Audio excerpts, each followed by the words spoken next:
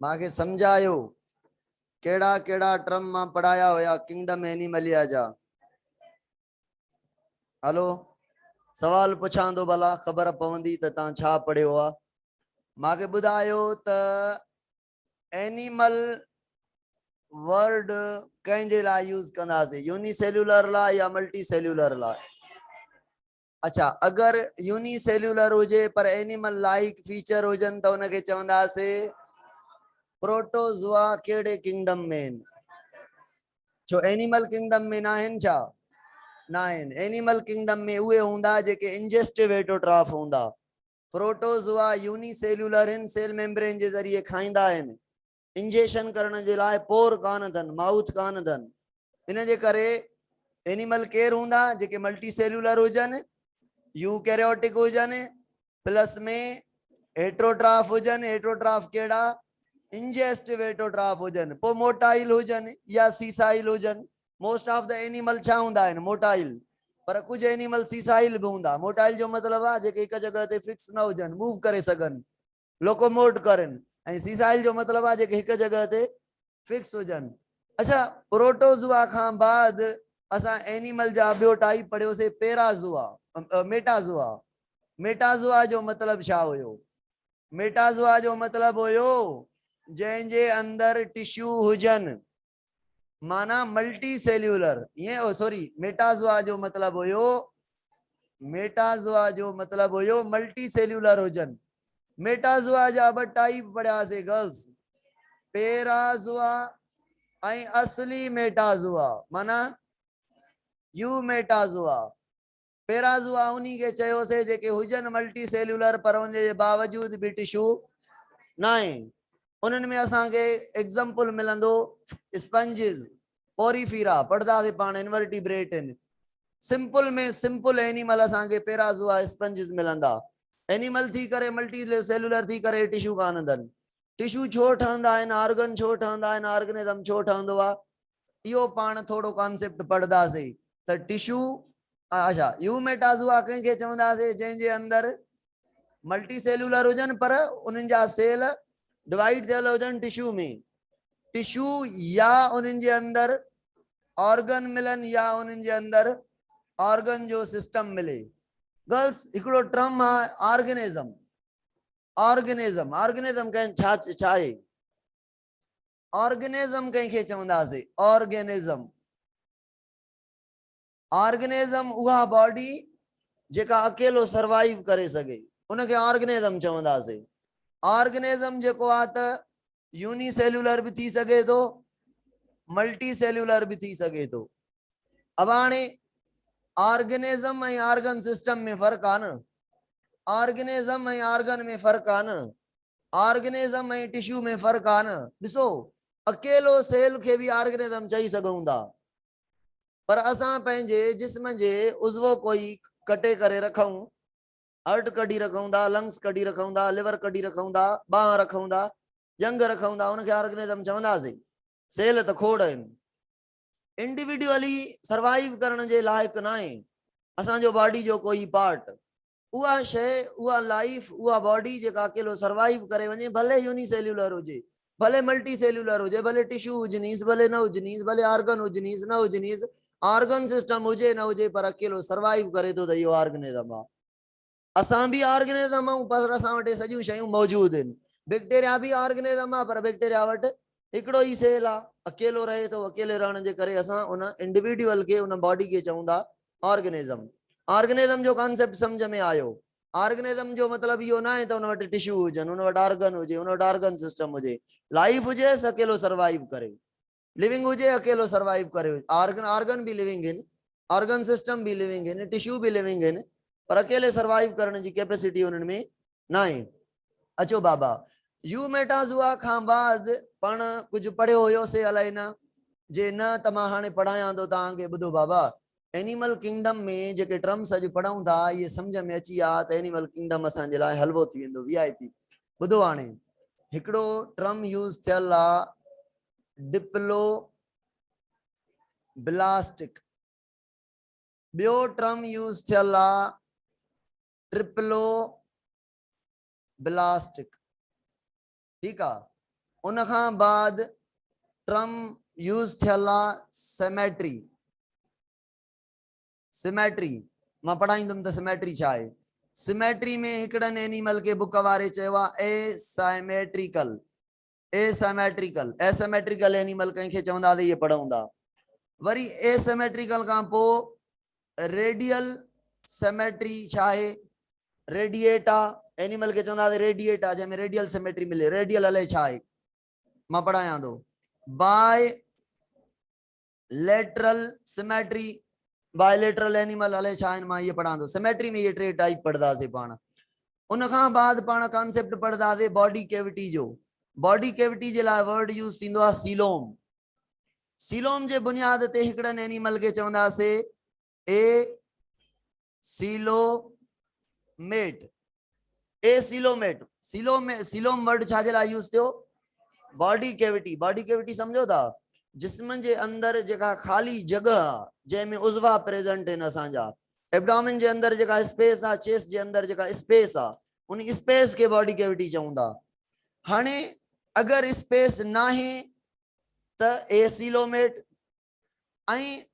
अगर अच्छा वरी एसीलोमेट में बॉडी कैविटी त ना है पर बी हिकिड़ी अहिड़ी कैविटी हूंदी सीलोम त ना है। सीलोम माना ट्रू बॉडी कैविटी पर विच में गैप हूंदो काथे काथे वर्ड गेस्ट्रोसील जो वर्ड यूज कंदासीं।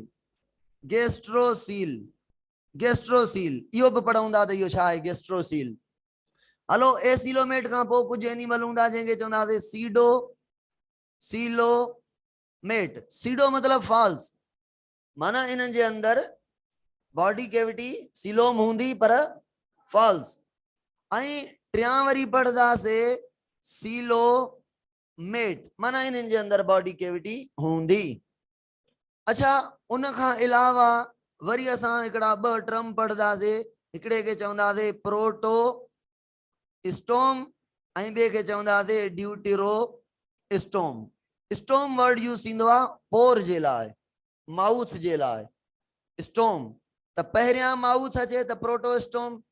जंहिं एनिमल में पहिरियां माउथ ठहंदो आहे त उन खे प्रोटोस्टोम जंहिंमें बाद में माउथ ठहंदो आहे त उनखे ड्यूटेरोस्टोम। इहे शयूं मां अॼु डिटेल में तव्हांखे पढ़ायां थो ॿुधो। हाणे अचो त अॻ में ॻाल्हि कयूं था पाण टिश्यू जे कॉन्सेप्ट वारी। टिश्यू जे कॉन्सेप्ट वारी गर्ल्स थोड़ो मुंहिंजो सवाल आहे मूंखे सवाल जो जवाब ॾियो त बॉडी हिकिड़ी आहे यूनिसेल्यूलर। ठीक आहे हिकिड़ो एनिमल आहे यूनिसेल्यूलर हिकिड़ो ई सेल आहे। ॿियो एनिमल आहे मल्टी सेल्यूलर आहे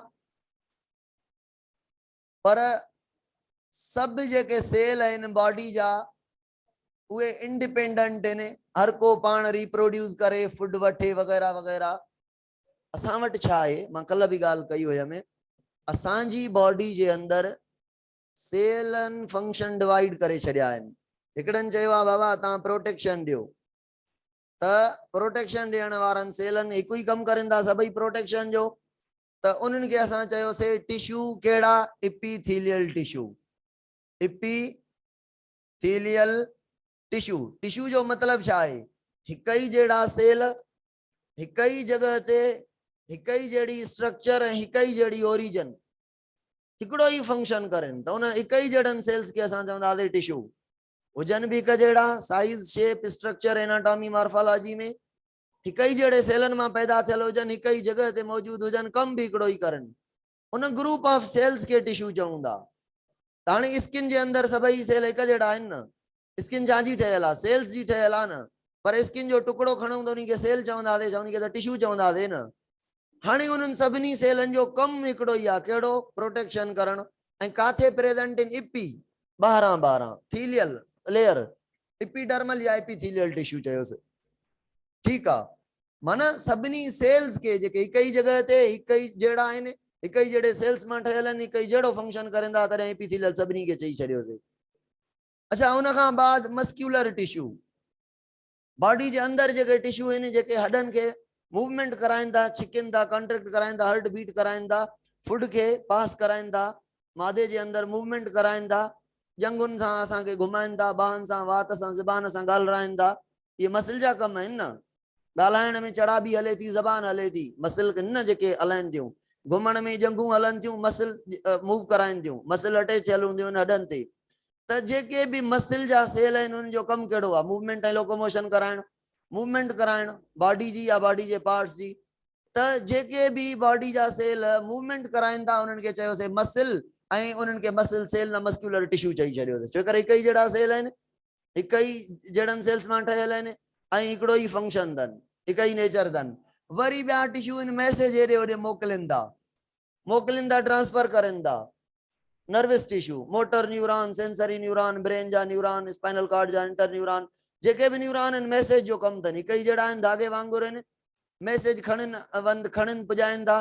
त जेके भी मैसेज खणण पुॼाइण जो कमु करनि त सभिनी सेल्स के मिलाए करे टिश्यू चयोसीं। कहिड़ा टिश्यू? Nervous tissue. ऐं उन खां बाद कनेक्टिव टिश्यू। कनेक्टिव टिश्यू में हाणे कनेक्टिव टिश्यू उन्हनि खे चवंदा आहियूं जेके बॉडी जे पार्ट्स के पाण में कनेक्ट करनि। कनेक्टिव टिश्यू में ॿ क़िस्म हूंदा आहिनि, हिकिड़ा टिश्यू हूंदा आहिनि हार्ड कनेक्टिव टिश्यू, ॿिया हूंदा आहिनि सॉरी हिकिड़ा हूंदा आहिनि liquid connective tissue, liquid connective tissue, ॿिया सॉलिड कनेक्टिव टिश्यू। सॉलिड में ॿ टाइप आहिनि, हार्ड एंड सॉफ्ट। ठीक है। Liquid connective tissue, connective tissue जो मतलब छा है? जेके बॉडी के पार्ट्स के अब रत के जरिए बॉडी जा पार्ट्स पाण में गंढियल आहिनि। गंढियल जो इहो मतलब ना है त फिजिकली कहीं धागे सां कहीं गंढ सां कहीं जॉइंट सां गंढियल हुजनि।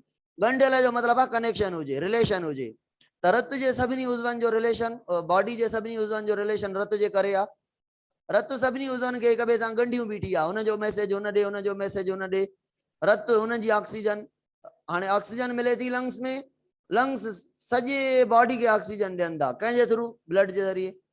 फूड वञे थो इंटेस्टाइन में, खाऊं था जेको इंटेस्टाइन मां रत में वञे थो, रत सॼे जिस्म ते उहो फूड पहुचाए थी, मिनरल साल्ट वग़ैरह। माना रत जे ज़रिए असांजी बॉडी जा पार्ट्स हिक ॿिए सां गंढियल आहिनि। हिते गंढियल जो मतलब आहे रिलेशन आहे उन्हनि जो। त रत कनेक्टिव टिश्यू थी वियो, पर कहिड़ो? Liquid connective tissue.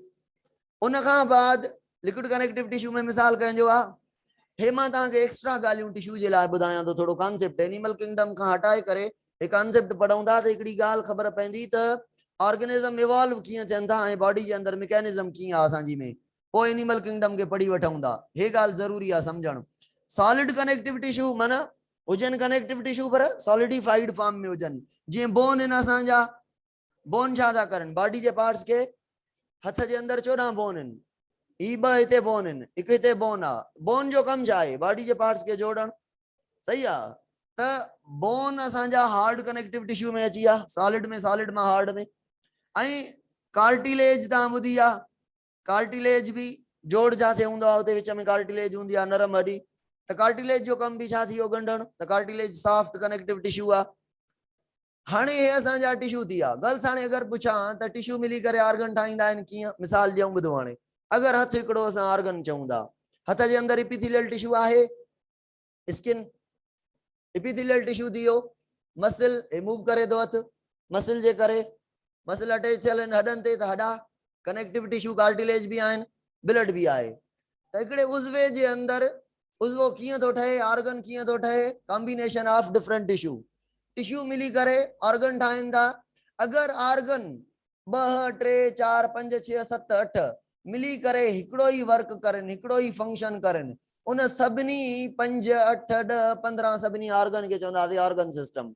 जीअं वात खां माउथ आहे, फेरेंक्स आहे, एसोफेगस आहे, स्टमक आहे, इंटेस्टाइन आहे, लिवर आहे, पेंक्रियाज आहे, लार्ज इंटेस्टाइन स्मॉल डाइजेशन करनि था। त इन्ही खे ऑर्गन सिस्टम चवंदासीं। ये सॼा उज़वा मुख़्तलिफ़ उज़वा आहिनि, पर कम कहिड़े में इन्वॉल्व आहिनि? डाइजेशन में। त इन्हनि जो छा जो सिस्टम आहे? डाइजेशन जो सिस्टम आहे, त डाइजेस्टिव सिस्टम। त ऑर्गन सिस्टम जा नाला आहिनि, हिकिड़े खे छा चयोसीं? डाइजेस्टिव। अब ॿियो ऑर्गन सिस्टम आहे सर्कुलेटरी सिस्टम। माना उहे उज़वा सर्कुलेशन में इन्वॉल्व हूंदा। उज़वा मुख़्तलिफ़ हूंदा, रत जूं नालियूं आहिनि, हिकिड़ियुनि खे चवंदा आर्टरी, ॿियूं वीन, टियों capillary, heart, kidney, liver, lungs, इन्हनि जो सर्कुलेशन में रोल आहे। हिकिड़ो ई उज़वो ॿिनि सिस्टम में बि थी सघे थो। जीअं लिवर आहे, लिवर डाइजेशन में बि रोल प्ले करे थो, पढ़ी आया हो तव्हां, बाइल सीक्रेट कंदो आहे, बाइल जेका आहे डाइजेशन कराईंदी आहे। ऐं लिवर इहा रत वठंदो आहे, डाइजेस्टिव सिस्टम खां हार्ट खे ॾींदो आहे। त सर्कुलेटरी सिस्टम में बि इन्वॉल्व आहे। त सर्कुलेटरी सिस्टम थी वियो असांजो। एक्सक्रिएटरी सिस्टम वो सिस्टम जो बॉडी में खारज मादन के वाधारन मादन के वेस्ट के बाहर कढे। किडनी असांजी एक्सक्रिएटरी सिस्टम में आ, किडनी में ट्यूब निकरंदो आ जंहिंखे यूरिटर चवंदा आहियूं। ब्लेडर मसानो जंहिंजे अंदर यूरिन स्टोर थींदो आ। यूरेथ्रा यूरिन जी नाली जंहिंमां यूरिन निकरंदो आ। या स्किन ये excretory organ. Lungs excretory organ आ, कार्बन डाइऑक्साइड के बाहर कढंदो आ। तो एक्सक्रिएटरी ऑर्गन एक्सक्रिएटरी सिस्टम जेके उजवा एक्सक्रिएशन करन तो उनके सिस्टम के एक्सक्रिएटरी सिस्टम चवंदासीं। नर्वस सिस्टम यो भी हिकिड़ो ऑर्गन जो सिस्टम आ। दिमाग आ, स्पाइनल कार्ड आ, ऐं बॉडी जे अंदर सॼियूं जेके नर्व्स आहिनि मिली करे ऑर्गन थी आ न। दिमाग हिकिड़ो पार्ट आ, स्पाइनल कार्ड ॿियो ऑर्गन आ, न्यूरॉन्स आहिनि, सभई मिली करे कमु कहिड़ो था करनि, हिकिड़ो ई मैसेज के ट्रांसफर करण वारो त नर्वस सिस्टम। अहिड़े तरह सां रेस्पायरेटरी सिस्टम आ, हे हो सिस्टम आ, खोड़ सारा सिस्टम आहिनि। हाणे मोटी अचो ॻाल्हि ॿुधो। सवाल में जो इहो पैदा थियो, सवाल मां इहो कयां थो, अगरि हे हिकिड़ो वीचारो यूनिसेल्यूलर ऑर्गेनिज्म आ ऐं हे जेको आहे त मल्टी सेल्यूलर ऑर्गेनिज्म आ, एनिमल आ, ऐं ही भी मल्टी सेल्यूलर आ, पर पर पर हिन में सॼा ऑर्गन सिस्टम आहिनि, ऑर्गन आहिनि, टिश्यू आहिनि, हर शइ आ। हिन ग़रीब में न टिश्यू आहिनि, न ऑर्गन आहिनि, न ऑर्गन जा सिस्टम आहिनि। छो छो? ऐं हिन जे अंदर त मल्टी सेल्यूलरिटी कोन्हे। माना हे यूनिसेल्यूलर आ, यूनिसेल्यूलर आ त ठीकु आहे, हिन वटि टिश्यू न आहिनि, ऑर्गन सिस्टम न आहे, ऑर्गन न आहे, ओके आहे न। ही मल्टी सेल्यूलर आ पर टिश्यू गर्ल्स टिश्यू कॾहिं ठहंदा? टिश्यू तॾहिं ठहंदा जॾहिं बॉडी वॾी कम्प्लेक्स थींदी वेंदी। कम्प्लेक्स थींदी वेंदी त पोइ सेल फंक्शन डिवाइड कंदा। हिकिड़ा सेल चवंदा यार तव्हां ॿाहिरियां जेके आहिनि त उहे छा कयो, प्रोटेक्शन ॾियो, माना इहे हिकिड़ा ॿिया सेल थी विया। ऐं अंदरियां चवंदा असां जेको आहे त डाइजेशन कयूं था, सफ़ा अंदरियां वरी ॿियो चाहींदा, माना ॿ टे क़िस्म जा टिश्यू थी विया। त टिश्यू तॾहिं थींदा जॾहिं बॉडी वॾी थींदी, कम्प्लेक्स थींदी, पोइ फंक्शन डिवाइड कबा त हे हिकिड़ा सेल ही कमु करनि, ॿिया ही। अगरि हिकिड़ो मल्टी सेल्यूलर आहे पर सिंपल आहे, उनमें हर हिकु सेल पंहिंजो कमु पाण करे थो, डाइजेशन, रेस्पायरेशन, डिफेंस, रिप्रोडक्शन, त उन्हनि जे अंदर टिश्यू न आहिनि, ईअं न।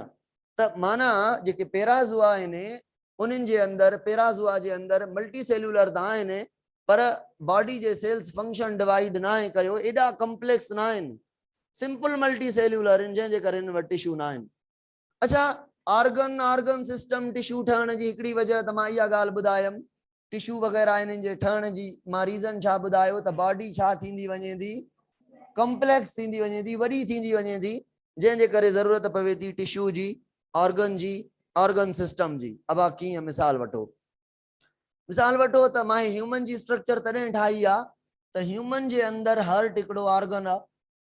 हाँ, हार्ट जी छो ज़रूरत पई ऑर्गन जी? बाबा बॉडी तमामु वॾी थी वई आहे, बॉडी जा सेल जेके आहिनि उहे तमामु परे परे ताईं थी विया आहिनि। हाणे परे परे वारे सेल जेके पेरनि वारा सेल आहिनि, ॿाहुनि वारा, हथनि वारा सेल आहिनि, ऐं जेके मथे वारा सेल आहिनि होॾे बि ब्लड पुॼाइणी आहे न। अगरि हिकिड़ो रत खे धिकण वारो उज़वो न हूंदो, हाँ रत न हुजे, ब्लड बि अची वई, ब्लड खे धिकण वारो पंपिंग ऑर्गन हर्ट अची वियो, हर्ट न हुजे त ब्लड पहुचंदी? कीअं पहुचंदी ब्लड? ब्लड न पहुचंदी माना फूड न पहुतो। छो त हर्ट मां छा वेंदो आहे बॉडी ॾे?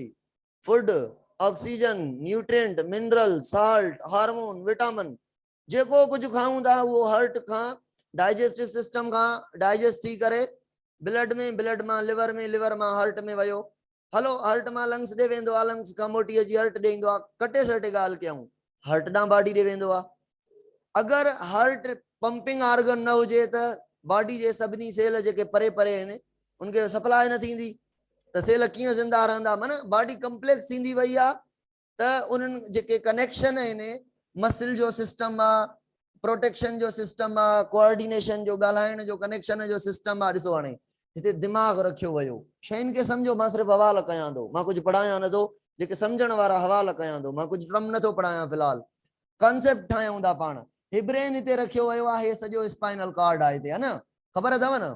ऐं स्पाइनल कार्ड अब ख़बर आहे हिब्रेन आहे, हे जेको आहे त स्पाइनल कार्ड आहे, स्पाइनल कार्ड मां नर्व निकिरनि थियूं जंगुनि में, बाहुनि में, लिवर में, लंग्स में, किडनी में, फेफड़नि में, आंड्रनि में, सभिनी में वञनि थियूं, है न। ॿुधो हाणे दिमाग़ खे हिते छो रखियो वियो?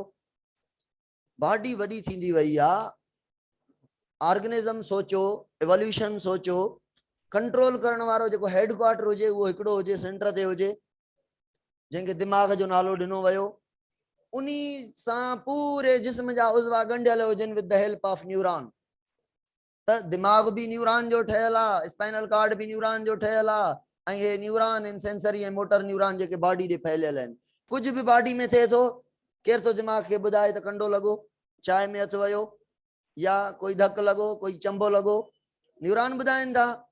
छाजे लाइ? त बॉडी खे कंट्रोल करे सघिजे, बॉडी खे हलाए सघिजे। बॉडी वॾी आहे, बॉडी जा उज़वा परे परे ताईं सभिनी जी ख़बर रखणी आहे, सभिनी खे ख़बर ॾियणी आहे। हाणे ख़बर रखण वारो, ख़बर ॾियण वारो केरु आहे?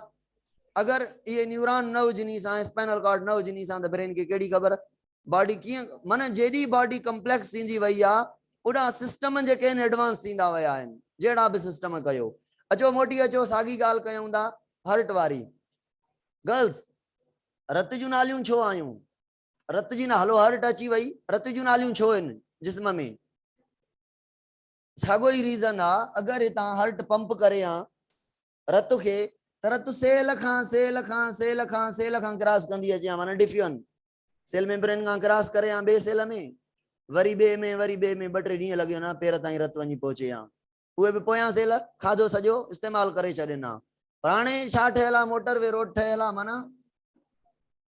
माना रत जूं नालियूं सिधो वञी उन टारगेट आर्गन तक रत खे खयूं वेंदियूं। माना जेका ऑक्सीजन आहे, जेको मिनरल आहे, जेको हार्मोन आहे, जेको विटामिन आहे, जेको भी हार्ट मोकिलण चाहे थी, सॼे जो सॼो उन एरिया तक पहुचदो ऐं जल्दी में पहुचदो। ब्लड वेसल आहे न, पाइप आहे न, पंप थींदो त सॼी ब्लड उते मोटदी वेंदी, उतां वरी जेका खजड़ी वापसि आणणी हूंदी उहा वरी खजी ईंदी, वापसि अची वेंदी। त रत खे मोकिलण लाइ, खणी अचण लाइ रत जूं नालियूं आहिनि। माना मां चवणु चाहियां थो त बॉडी एनिमल जीअं कम्प्लेक्स थींदा, त ओतिरा इहे टिश्यू, इहे ऑर्गन सिस्टम छा थींदा वेंदा? एडवांस थींदा वेंदा। अब दुनिया में एडवांस जेके एनिमल आहिनि उहे मेमल आहिनि, ऐं मेमल मां ह्यूमन आहे। तंहिंजे करे मां ह्यूमन जी फिगर ठाही आहे। अगरि मां हिकु ॿ सवाल पुछां, छोकिरियूं ॻाल्हि ॿुधो, मेटाज़ुआ, मेटाज़ुआ में पेराज़ुआ ऐं यू मेटाज़ुआ, छा यू मेटाज़ुआ सभई ह्यूमन जहिड़ा, ह्यूमन यू मेटाज़ुआ आहे न, छा सभई ह्यूमन जहिड़ा एडवांस हूंदा? माना ह्यूमन खां थोड़ा घटि, उन्हीं थोड़ा घटि, थोड़ा घटि, थोड़ा घटि, थोड़ा घटि, तो इहा हिकिड़ी वॾी लाइनेज आहे, हिकिड़ी कनेक्टिविटी आहे, हिकिड़ी इवोल्यूशन आहे। उहा इवोल्यूशन असां पढ़ंदासीं एनिमल जी। असांखे 8 फाइलम मिलंदा, 8 क्लास मिलंदा इनवर्टिब्रेट जा। सही आहे, बुक में 8 आहिनि, वैसे त 33 आहिनि हक़ीक़त में, बुक में 8 आहिनि। 8 क्लास मिलंदा इनवर्टिब्रेट। इनवर्टिब्रेट जी ख़बर आहे, जंहिं वटि बैकबोन, बोन जो कॉन्सेप्ट न हुजे, सिंपल आहिनि माना। हाणे इनवर्टिब्रेट भला सभई हिक ई जहिड़ा हूंदा? 8 फाइलम छो रखिया आहिनि? हिकिड़ा सफ़ा सिंपल पोरीफीरा स्पंजिस, ठीकु आहे, पेराज़ुआ स्पंजिस, ॿिया थोड़ा एडवांस जंहिंमें टिश्यू ईंदो, टिश्यू जो कॉन्सेप्ट ईंदो, डिप्लोब्लास्टिक जो नालो मां तव्हांखे ॿुधाईंदुमि। टियां थोड़ा एडवांस, थोड़ा एडवांस, थोड़ा एडवांस, थोड़ा एडवांस, कटे सटे हिकिड़ी ॻाल्हि आहे त उन्हनि जे अंदरि बोन न आहे, सभिनी खे इनवर्टिब्रेट चयोसीं। पर क्लास जेके आहिनि उहे 8 आहिनि, पर उहे 8 हिक जेतिरा इवॉल्व न आहिनि, घटि वधि आहिनि। इन्हनि खे पढ़ंदासीं त कीअं कीअं एवोल्यूशन। अब कहिड़ी चेंजिंग हूंदियूं छोकिरियूं? गौर सां ॿुधो। चेंजिंग हूंदियूं बॉडी जे सेल्स जी नंबर, टिश्यू जो हुजणु, टिश्यू जो एडवांस हुजणु, ऐं डाइजेशन कहिड़ी आहे, सर्कुलेशन कीअं थी थिए, नर्वस सिस्टम कहिड़ो अथनि, नर्वस सिस्टम केतिरो डेवलप्ड अथनि, है न? ईअं हूंदो न, जेतिरा सिंपल ओतिरा इहे सॼा सिस्टम छा हूंदनि? सिंपल हूंदनि। जेतिरा मॉडर्न ओतिरा इहे सिस्टम सॼा असांजे अंदरि हर हिकु सिस्टम सभिनी खां एडवांस आहे। अचो बाबा हाणे अचो हाणे इहे ॻाल्हियूं क्लियर थी वयूं पंहिंजूं, त हाणे ट्रम्स ते अचूं। डिप्लोब्लास्टिक गर्ल्स, डिप्लोब्लास्टिक ॿुधो, हाइड्रा ॿुधो अथव? हाइड्रा हिकिड़ो एनिमल आहे जंहिंजी बॉडी जे अंदरि 2 लेयर आहिनि टिश्यूज़ जूं। सही आहे, घणी लेयर आहिनि? हिकिड़ी लेयर खे चवंदा आहियूं एक्टोडर्म, ॿी खे चवंदा आहियूं एंडोडर्म। विच में हिकिड़ी डेड सेल्स जी लेयर अथसि जंहिंखे असां मीज़ोडर्म न चवंदासीं। गर्ल्स ॿुधो, बाबा गौर खपे तव्हांजो। हिकिड़नि खे छा चयोसीं? डिप्लो ब्लास्टिक, ऐं ॿियनि खे चवंदासीं ट्रिप्लो ब्लास्टिक। हिकिड़ी ॻाल्हि यादि हुजे त डिप्लो या ट्रिप्लो ब्लास्टिक उन्ही खे चवंदासीं जंहिं वटि टिश्यू हुजनि, माना पेराज़ुआ न डिप्लो न ट्रिप्लो, माना पोरीफेरा कंहिं में ई नथा अचनि, टिश्यू कान अथनि। ॿ लेयर माना ॿ क़िस्म जा सेल, ॿ लेयर माना ॿ क़िस्म जा सेल, हिकिड़ा ॿाहिरियां कमु कंदा, ॿिया अंदरियां कमु कंदा, त टिश्यू जो कॉन्सेप्ट अची वियो न। त डिप्लोब्लास्टिक वटि ॿ क़िस्म जा टिश्यू जा लेयर्स आहिनि, तंहिंजे करे उन्हनि खे चवंदा डिप्लोब्लास्टिक। हाणे ॿुधिजो, जेका आउटर लेयर आहे इनखे चवंदा एक्टोडर्म। हाणे डर्म जो कॉन्सेप्ट सम्झो, जाते डर्म या डर्मा वर्ड यूज़ थिए न, माना इहा उहा लेयर आहे जेका ग्रो कंदी, कुझु न कुझु उज़वो कोई पार्ट कोई शइ ठाहींदी, जाते डर्म जो वर्ड यूज़ थिए। ऐं हिन जे लाइ वर्ड यूज़ कयोसीं एंडोडर्म। अगेन इहा कुझु न कुझु, माना हाइड्रा जे अंदरि जेका अंदरी लाइनिंग हूंदी, अंदरियां सेल हूंदा, उहे एंडोडर्म मां ठहंदा, ऐं ॿाहिरियां जेके लेयर्स हूंदा। हाणे हीअं हाइड्रा जी, मां सुभाणे तव्हांखे हाइड्रा पढ़ाईंदुमि, त हीअ हाइड्रा जा सेल जेके हूंदा ॿाहिरियां वारा, इहे एक्टोडर्म वारा हूंदा, जेके अंदरियां वारा हूंदा उहे एंडोडर्म वारा हूंदा। विच में डेड सेल्स जी लेयर हूंदी जंहिंखे चवंदासीं मीज़ो। गर्ल्स, अगर गिलिया जी जगह ते डर्म हुजे न, माना टेई उहे लेयर आहिनि जेके कंदियूं ग्रोथ। जेका ग्रोथ न करे सघे उहा लिविंग आहे, डेड आहे।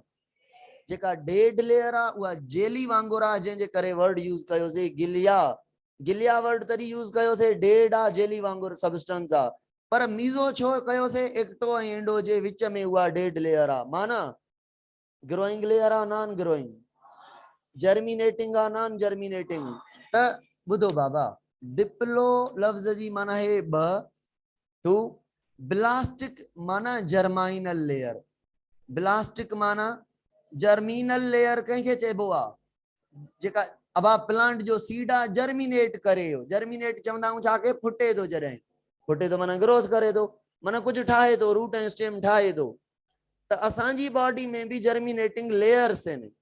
कंहिं एनिमल में 2 लेयर आहिनि, कंहिं एनिमल में 3 लेयर आहिनि। हिकिड़ो ई फाइलम तव्हांखे मां पढ़ाईंदुमि, हाइड्रा वारो, जंहिंखे नालो ॾींदासीं सेलेंट्रेट्रा, उहो डिप्लोब्लास्टिक आहे, ठीकु आहे। ऐं बाक़ी जेके आहिनि उहे ट्रिप्लो आहिनि। पोरीफेरा में त कोई बि न आहे, न डिप्लो न ट्रिप्लो, पर हाइड्रा वारो ॿियो फाइलम हूंदो जेको डिप्लो आहे। इहे रटा न आहिनि हणाइणा फ़िलहाल तव्हांखे, सुबुह इहे रटा लॻंदा पंहिंजा ज़बरदस्त। अॼोको टॉपिक छड़ो तव्हां कॉन्सेप्ट ॿुधो त हे ट्रिप्लो जो मतिलबु छा आहे। अॼु तव्हांखे सॼो रटो न लॻे त ख़ैर आहे, इहे कमु ईंदियूं शयूं सुबुह तव्हांखे सॼियूं शयूं मूंखे सम्झाइणियूं आहिनि, मां सिर्फ़ु पुछंदो वेंदुमि सुभाणे, ठीकु आहे। अॼु मुंहिंजे सम्झाइण जो वक़्तु आहे, अॼु मां सॼा टर्म ॿुधायां थो तव्हांखे। अच्छा अचो हाणे, अच्छा एक्टोडर्म एंडोडर्म, अगर मां चवां मीज़ोडर्म त माना उहा बि पोइ इन्ही खे चवंदासीं ट्रिप्लोब्लास्टिक। समझी वियो, माना 3 जर्माइनल। हाइड्रा में 2 जर्मिनल लेयर आहिनि, हिकु डेड लेयर आहे। अचो हाणे हाइड्रा खां अॻे जेके बि प्लेटी एलिमेंट्स, प्लेनेरिया जो कॉन्सेप्ट ॿुधो अथव। प्लेनेरिया हिकिड़ो एनिमल आहे, हलो न आहे बि त ख़ैर आहे, अचो ॻाल्हि सम्झो। अहिड़ा एनिमल जंहिंजी बॉडी में 3 लेयर हुजनि, हिकिड़ी खे चऊं एक्टोडर्म, ॿी खे चऊं एंडोडर्म, ऐं टीं खे चऊं मीज़ो, हिनखे चवंदासीं मीज़ोडर्म। त 3 लेयर वारे एनिमल खे चवंदासीं ट्रिप्लो ब्लास्टिक। गर्ल्स 3 जर्माइनल हूंदियूं या का डेड हूंदी, 3 कोई न कोई बॉडी जो पार्ट फ्यूचर में ग्रो करे ठाहींदियूं या न ठाहींदियूं। ॿुधो हाणे रटो लॻायो, अॼु इंटर जो कॉन्सेप्ट बि हिते क्लियर कयो थोरो, ये ॻाल्हि वॾे कम जी अथव। अबा तव्हांखे इंटर में चैप्टर ईंदो ग्रोथ एंड डेवलपमेंट, पुछो वेंदो त जेको ज़ाइगोट आ उहे घणा सेल आहिनि हिकु ठीकु आहे चवंदासीं जॾहिं ज़ाइगोट डिवाइड थिए हिक सेल मां ॿ ॿिनि मां चार 16 सेल जी स्टेज ते अचे ज़ाइगोट मां घणा सेल ठहिजी आ 16 सेल जो जेको बाल वांगुर मास ठहे त उन्ही खे चवंदासीं मोरियूला ठीकु आहे मोरियूला जो वर्ड यूज़ थींदो आहे ऐं उहे 16 सेल अॻिना हली करे ग्रो करे 2 लेयर में कन्वर्ट थी वञनि 2 लेयर में कन्वर्ट थी वञनि ऐं उन्हनि ॿिन्ही लेयर वारी स्ट्रक्चर खे चवंदासीं ब्लास्ट्यूला ब्लास्ट्यूला गर्ल्स ॿुधो हिकिड़ो वर्ड यूज़ थींदो आहे ज़ाइगोट ॿियो वर्ड यूज़ थींदो आहे एम्ब्रियो टियों वर्ड यूज़ थींदो आहे फीटस चौथों वर्ड यूज़ थींदो आहे इन्फेंट या बेबी इन्हनि में फ़र्क़ु सम्झो ज़ाइगोट जो त सम्झी वियासीं हिकिड़े cell is equal to zygote हाणे हिकिड़े सेल खां जॾहिं वधे थो त इन्ही खे चवंदासीं एम्ब्रियो माना ज़ाइगोट डिवाइड कयो त हाणे ज़ाइगोट खे नालो ज़ाइगोट न एम्ब्रियो चवंदासीं जॾहिं इहो एम्ब्रियो 3 लेयर में डिवाइड थिए एक्टोडर्म एंडोडर्म माना सम्झो था मोरियूला में खे भी एम्ब्रियो जी ॻाल्हि मोरियूला माना एम्ब्रियो जी स्टेज आहे हिकिड़ी पहिरीं ब्लास्ट्यूला भी एम्ब्रियो जी हिकिड़ी स्टेज आहे पर ब्लास्ट्यूला में 2 लेयर आहिनि 3 स्टेज ईंदी जंहिंखे चवंदासीं गेस्ट्रियूला उन्ही में लेयर हूंदियूं घणियूं 3 उहे 3 लेयर कहिड़ियूं आहिनि एक्टो मीज़ो एंडो माना हे माण काथों जी ॻाल्हि कई आहे एम्ब्रियो जी 3 स्टेज गेस्ट्रियूला जी ॻाल्हि कई आहे इन गेस्ट्रियूला ताईं चवंदासीं एम्ब्रियो ॿार खे बेबी खे जॾहिं इहो 3 लेयर आहिनि हाणे 3 लेयर जेके आहिनि इहे छा कंदियूं फ्यूचर में ठहणो छा आहे बेबी ठहणो आहे न एंडोडर्म मां छा ठहंदो मीज़ोडर्म मां एक्टोडर्म मां गौर सां सम्झो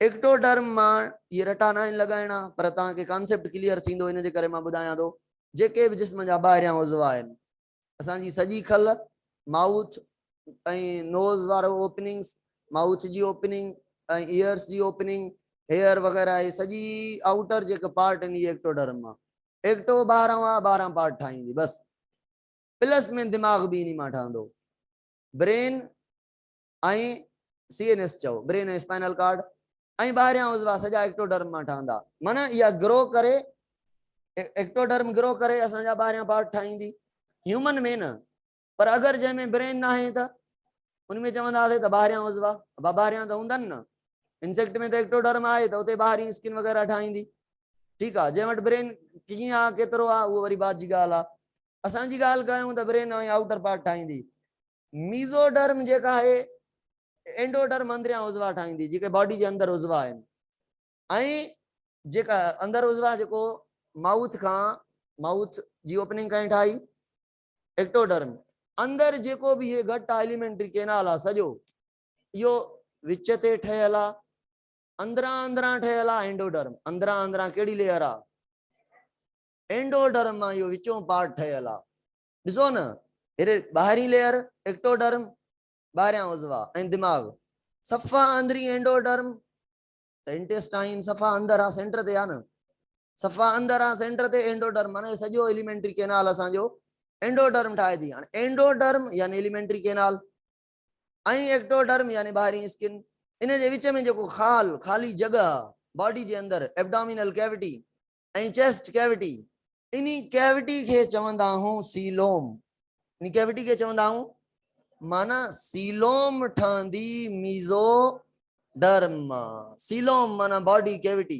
हाणे मां चवां थो कंहिं वटि सीलोम न हूंदी तव्हां चवंदव सर इहे डिप्लोब्लास्टिक हूंदा है न त डिप्लोब्लास्टिक छा थींदा ए सीलोमेट छोकरियूं मां ॻाल्हि पुछी हुयमि तव्हां खां अच्छा हाइड्रा छा थी वियो हाइड्रा डिप्लोब्लास्टिक आहे त सीलोमेट न पर हाइड्रा में वही जेका कैविटी आहे न अबा मीज़ोगिलिया त हे आहे न हिते बॉडी कैविटी ठहे हा त हिनखे मीज़ोगिलिया न मीज़ोडर्म चऊं एंडोडर्म बॉडी कैविटी ठाहींदी कोन्हे एंडोडर्म जे विच में स्पेस आहे न हिनखे बॉडी कैविटी चवंदासीं छा सीलोम चवंदासीं छा न चवंदासीं न सीलोम त हिते ठहणु घुरिजे हा न त हिन कैविटी जे लाइ वर्ड यूज़ कयो अथई गेस्ट्रोसील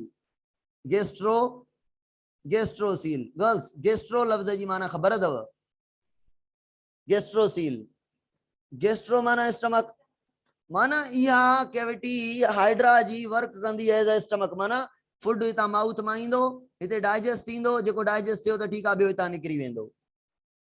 ठीक थी वही ॻाल्हि। त गेस्ट्रोसील बॉडी कैविटी सीलोम असली ना है, असली बॉडी कैविटी काथे हुंदी आ, मीज़ोडर्म में। हे एंडोडर्म जे अंदर माउथ जाते ओपन थे तो उते हिकड़ी खाली जगह आ जाते हाइड्रा जो फूड डाइजेस्ट थींदो आ, तंहिंजे करे उनी इस कैविटी के गेस्ट्रोसील मादे वांगुर कम करण वारी कैविटी बॉडी जे अंदर कैविटी आ। असली बॉडी कैविटी सीलोम ना है। तो गेस्ट्रोसील जो भी कॉन्सेप्ट क्लियर थी हो, ए सीलोमेट जो भी कॉन्सेप्ट क्लियर थी वयो, सीलोम जी गाल क्लियर थी वई, हे रेडिएट आहे, हे मां तांके पढ़ाया दो, डिप्लोजी भी गाल क्लियर थी वई, ट्रिप्लोजी भी गाल क्लियर थी वई, हे गालियों मां तांके समझाया दो, हे गालियों तांके मां समझाया दो। बुधो बाबा, खोपड़ी खोलियल आ। हाने पाण फाइलम पढ़दा से 8 इनवर्टिब्रेट जा, ठीक आ। वर्टिब्रेट जा पढ़दा से 5 क्लास हैं, स्पाइसेस यानी फिशेस, एम्फीबियन यानी एम्फीबियन फ्राग है सलमंदर, ठीक है, मैंने खुशकी है पानी ते रहण वारा, रेप्टाइल्स बर्ड्स यानी एव्स ऐं मेमल्स, ये सजा बोन वारा आहिनि, सजा ट्रिप्लोब्लास्टिक आहिनि।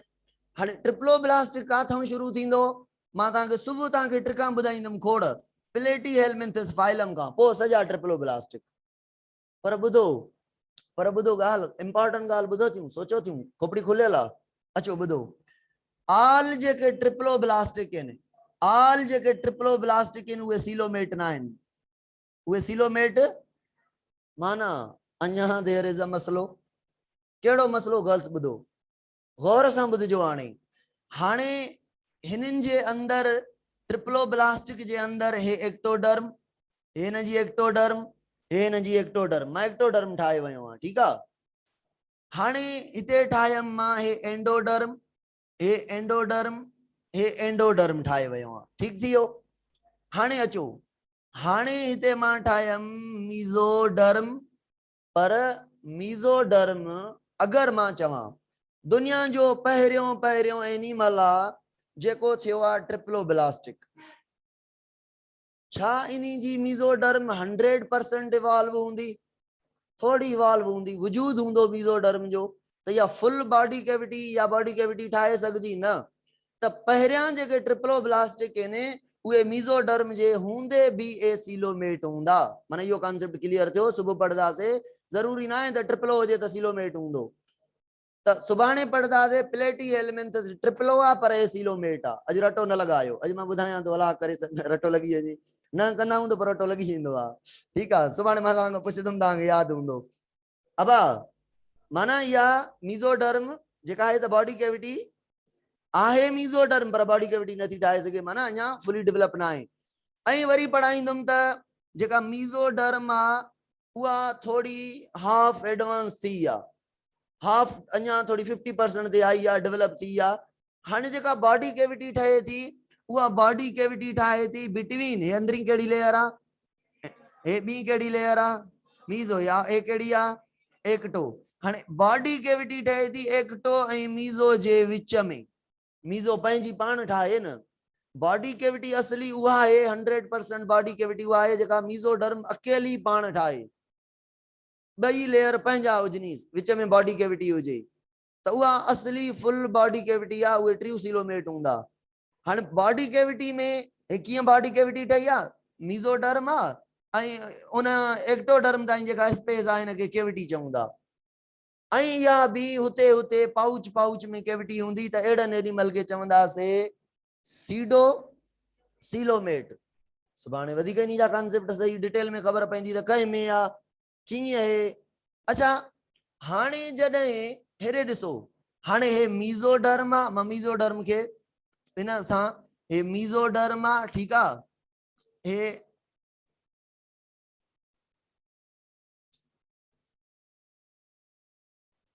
हाणे हे बॉडी कैविटी आहे, हे मीज़ोडर्म जी आउटर लेयर, हे मीज़ोडर्म घणनि लेयर में डिवाइड थी वई आहे।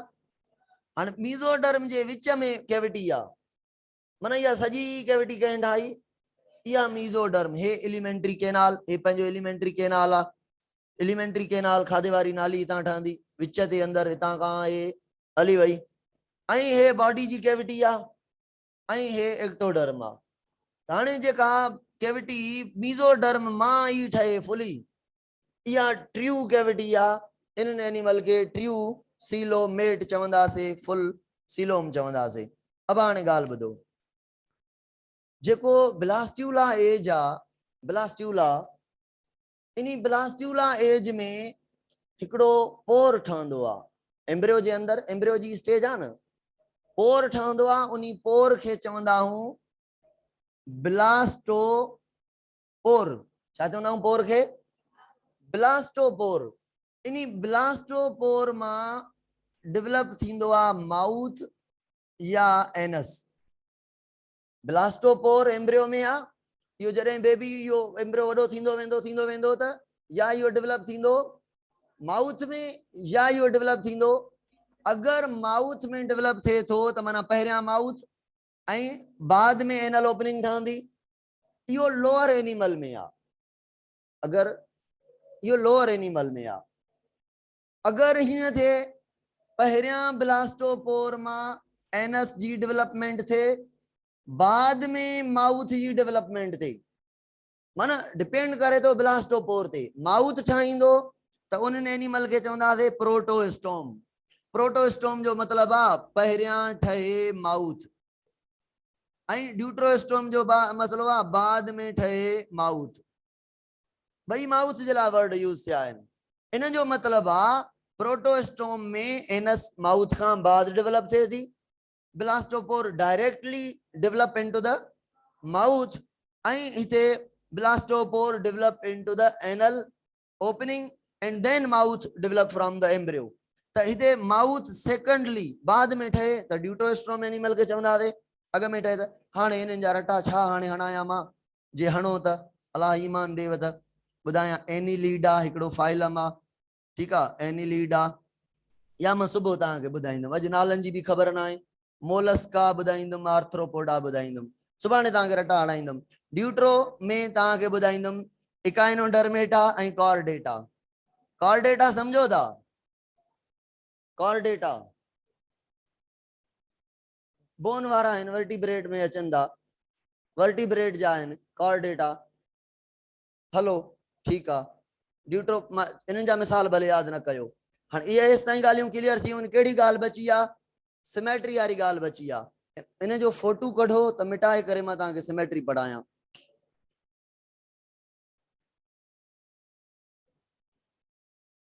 गर्ल्स ॻाल्हि ॿुधो, मां तव्हां सभिनी खां हिकिड़ो सवाल पुछां। जंहिं एनिमल खे एलिमेंट्री केनाल न हुजे, बॉडी में टिश्यू भी न हुजनि, त उहो जेका एक्सक्रिएशन आहे कीअं कंदो? तव्हां चवंदव सर टिश्यू ई कान अथसि, माना एक्सक्रिएटरी ऑर्गन ई कोन अथसि, त सरफेस जे ज़रिए, ठीकु आहे न। मां चवंदुमि फूड कीअं एब्जॉर्ब कंदो, वाटर कीअं, रेस्पायरेशन कीअं कंदो, जॾहिं टिश्यू ई कान अथसि, लंग्स कान हूंदसि, त गैसेस एक्सचेंज भी सरफेस जे ज़रिए कंदो। त जेके सिंपल एनिमल हूंदा उनमें digestion, circulation, respiration, gases exchange, ये सिंपल वे में हूंदा। डिफ्यूजन जे ज़रिए गैसेस एक्सचेंज हूंदी। लंग्स प्रॉपर न हूंदा, बॉडी जे सॼा सेल डिफ्यूजन कंदा, रेस्पायरेशन ब्रीदिंग कंदा, ठीकु आहे। स्पंजिस में ईअं थींदो। ओ पढ़ंदासीं पाण त काथे डाइजेस्टिव सिस्टम शुरू थिए थो। अच्छा, पहिरियां डाइजेशन थींदी इंट्रासेल्यूलर, हर को सेल पाण डाइजेशन कंदो। कंहिं में थींदी थोरो ॿुधायो त? कहिड़े फाइलम में? ओरीफीरा में इंडिपेंडेंट टिश्यू काननि, पर हाइड्रा में गेस्ट्रोसील में डाइजेशन थींदी आहे, ईअं न। माना ॻाल्हियूं डाइजेस्टिव सिस्टम एडवांस थींदो वेंदो, वरी रेस्पायरेटरी सिस्टम भी एडवांस थींदो ईंदो। ये सॼा सिस्टम एडवांस थींदा अचनि था। एनिमल खे नालो चेंज ॾियूं था, फलाणो फाइलम, फलाणो फाइलम, फलाणो फाइलम। ॿियो छा आहे? टोपी ड्रामो आहे हिकिड़ो, पढ़ण जो बि त पढ़ाइण जो बि। अरूबरू हे पढ़ाइनि था असांखे, हिननि खे छा कंदासीं?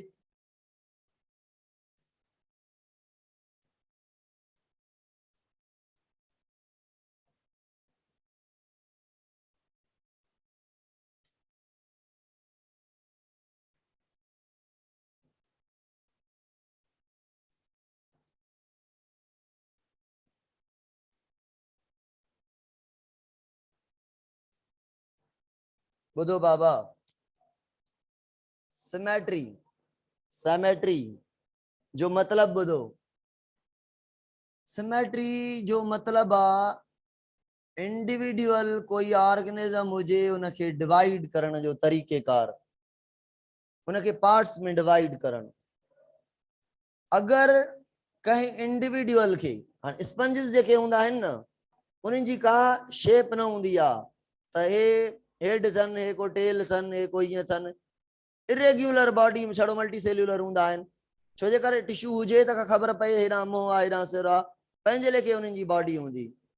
त स्पंजिस के जेके स्पंजिस इन, सपोज कयो ईअं माना का अहिड़े तरीक़े सां मां स्ट्रक्चर ॾिनी, या स्पंजिस जी बॉडी, हाणे इन्हनि खे असां कहीं भी तरीक़े सां कहीं भी एंगल सां कट कयूं त टू इक्वल पार्ट्स में डिवाइड थींदा। सिमेट्री चऊं था जॾहिं डिवाइड कयूं त उहा बॉडी टू पार्ट्स में डिवाइड थी।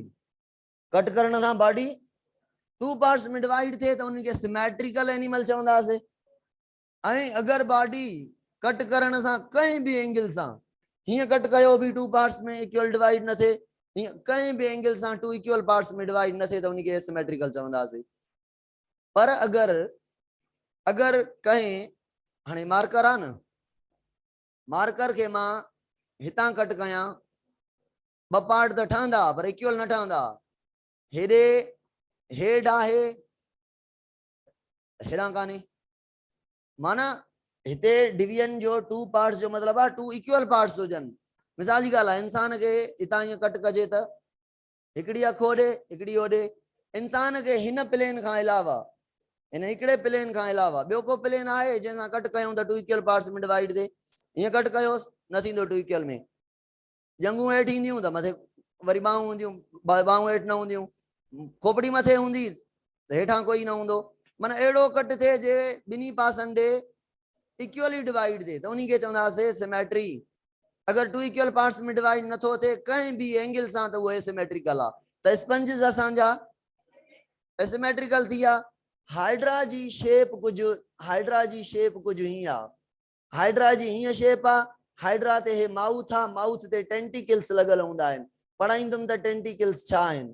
गोल चौधारी जीअं गुलदस्ते ते या ईअं गोल कई लीफ बिहारजन, ईअं ईअं टेंटिकल्स लॻल हूंदा आहिनि। गर्ल्स ॿुधो, हाइड्रा के हीअं कट करे सघूं था न। हाणे हे कटिंग लेटरल कटिंग आहे, न ॿुधो सम्झायां तव्हांखे। अगर हाइड्रा जी कीअं आहे, हाइड्रा जी हीअं स्ट्रक्चर आहे, ठीकु आहे न, हे हीअं स्ट्रक्चर आहे हाइड्रा जी। हाणे हे मार्कर आहे मूं वटि, मार्कर के हितां कट कयां बि टू इक्वल पार्ट्स में डिवाइड थी वई, हितां कट कयां बि, हीअं कट कयां बि, हीअं कट कयां बि, हीअं कट कयां बि, टू इक्वल पार्ट्स में। इंसान के हित कट कयो टू इक्वल में, पर हीअं कट कयो त थोड़ो हीअं थोड़ो हीअं, बिल हिकिड़ो ही प्लेन आहे, हिकिड़े ही प्लेन तां कट करे टू इक्वल पार्ट्स में डिवाइड करे सघूं था।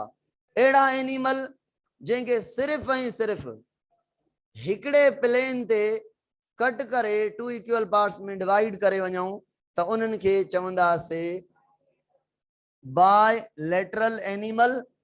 ऐं उन्हनि सभिनी खे मिलाए करे क्लास खे चवंदासीं बाय लेटेरिया। बायलेटेरिया माना उनमें जेके भी क्लास अचनि था, ठीक आहे। हाणे रेडियल कंहिंखे चवंदासीं, रेडियल उन्हनि खे चवंदासीं जंहिंखे टू इक्वल पार्ट्स में डिवाइड करण जे लाइ मोर देन वन प्लेन। इंसान के कट करण जा घणा प्लेन आहिनि, हिकु प्लेन, ॿ डायरेक्शन में ॿ तरीक़नि सां, त इंसान बायलेटरल थी वियो। ख़बर अथव फाइलम प्लेटीहेलमिन्थस, ॿुधोसीं नालो अॻोटे खयोंसीं, फर्स्ट ट्रिप्लोब्लास्ट। इन्ही खां अॻे सॼा बायलेटेरिया, इहो बि सॼा रटो ई न हणो न। पोइ ना बचा कहिड़ा, हाइड्रा वारो सेलेंट्रेट्रा ऐं पोरीफीरा। पोरीफीरा थी वियो छा, एसिलोमेट। हाणे हाइड्रा खे ॾिसूं, हाइड्रा हीअं आहे न, मार्कर वांगुरु आहे न, भले हितां कट कयोसि बि टू इक्वल पार्ट्स में, हितां कयोसि बि टू इक्वल, जंहिं बि एंगल सां माना हाइड्रा खे हीअं हीअं हीअं हीअं किथां बि कयो टू इक्वल पार्ट्स में डिवाइड थींदो। हाइड्रा जेको आहे उहो रेडियल सिमेट्रिकल आ, सही आ न? हे गाल समझव, हे टेंटिकल्स चौधारी अराउंड द माउथ आहिनि, त किथां बि कट कयोसि टू इक्वल पार्ट्स में डिवाइड थी वेंदो। ॾिसो हाणे हाइड्रा खे हेॾां हे छा आहे एक्टोडर्म, हे बि एक्टोडर्म, वरी हिते मीज़ोगिलिया त हेॾां बि मीज़ोगिलिया, वरी एंडोडर्म त हेॾां बि एंडोडर्म, गेस्ट्रोसील। हाणे हितां जे कट कयोसीं त इक्वल पार्ट्स में डिवाइड थी वियो। हे त बोर्ड आहे न, अगरि हक़ीक़त हुजे त हाइड्रा त बॉटल वांगुरु नज़रे न। हाँ बॉटल के हीअं कट कयो, हीअं कट कयो, हीअं कट कयो, हीअं कट कयो, हीअं कट कयो, टू इक्वल पार्ट्स में डिवाइड थी वेंदी। हाइड्रा बॉटल वांगुरु आहे, जीअं बॉटल खे असां खोड़ सारी डायरेक्शन खां कट करे सघूं था, त हाइड्रा असांजो मोर देन वन प्लेन सां कट करण सां टू इक्वल पार्ट्स में डिवाइड थी वेंदो। त हाइड्रा यानी फाइलम ॿियों सेलेंट्रेट्रा फाइलम जो नालो आहे, सुभाणे मां तव्हांखे पढ़ाईंदुमि। इहो छा थी वियो रेडियल, माना हाइड्रा वारो थी वियो छा रेडियल। प्लेटी एलिमेंट्स खां हलंदा वञो, कोई ब्रेक ई न लॻायो इंसान ताईं, सॼा बायलेटरल। बस सुभाणे असां इन्हनि शयुनि खे डिटेल में पढ़ंदासीं, ॿियूं ॻाल्हियूं कुझु कुझु सम्झो बाबा। बस हुजे ख़बर त पए न।